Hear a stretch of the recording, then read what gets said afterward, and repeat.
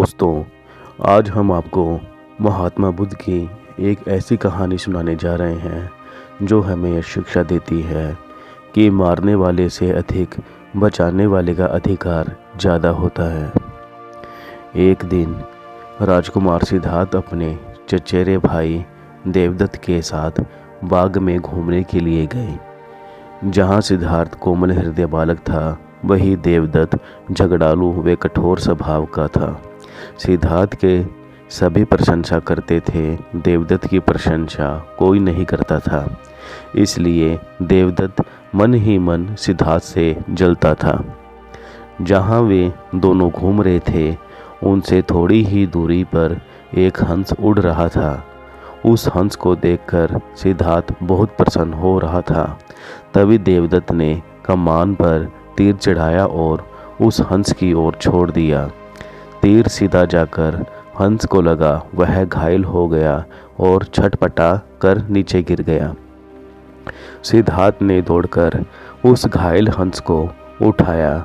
उसने हंस को घायल शरीर के बह रहे लहू को साफ किया और उसे पानी पिलाया। तभी देवदत्त वहां आ गया।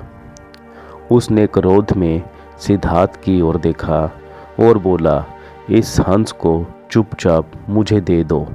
सिद्धार्थ, मैंने इसे तीर मारकर नीचे गिराया है।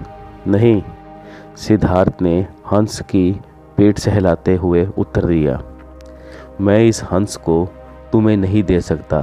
तुम निर्दयी हो। तुमने निर्दोष हंस पर तीर चलाया है। यदि मैं इसे ना बचाता तो इस बेचारे की जान चली जाती। देखो सिद्धार्थ, देवदत्त ने घूर कर बोला, यह हंस मेरा है। इसे मैंने तीर से मारकर नीचे गिराया है। इसे चुपचाप मुझे दे दो। यदि नहीं दोगे तो मैं राजा को दरबार में जाकर तुम्हारी शिकायत करूँगा। सिद्धार्थ ने हंस देने से साफ साफ मना कर दिया। देवदत्त राजा शुद्धोधन के दरबार में जा पहुंचा और सिद्धार्थ की शिकायत की। शुद्धोधन ने उसकी शिकायत को ध्यानपूर्वक सुना, फिर सिद्धार्थ को बुलाया।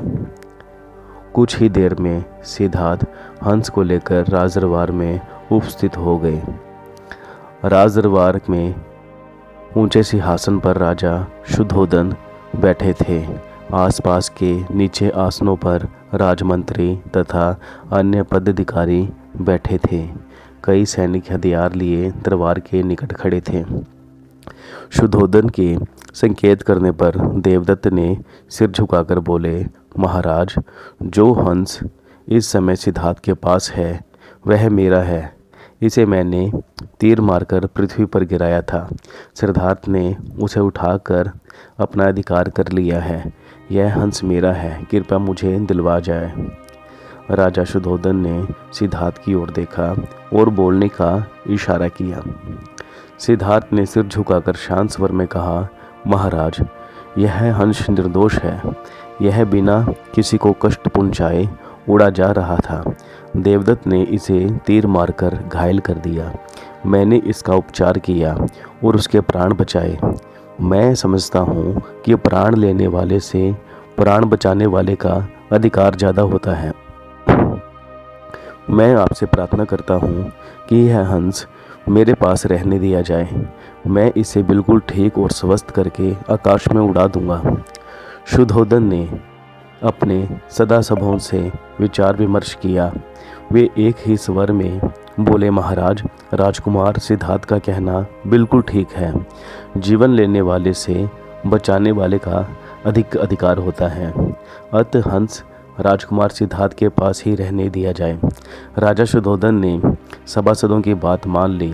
उन्होंने सिद्धार्थ से कहा, इस हंस को तुम्हारा अधिकार है और तुम्हें इसको ले जाओ। सिद्धार्थ हंस को पाकर बहुत खुश हुआ और अपने भवन की ओर चल पड़ा।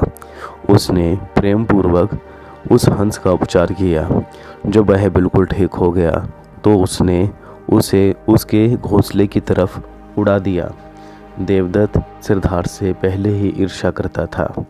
इस घटना के बाद तो उसकी ईर्ष्या और भी भड़क गई।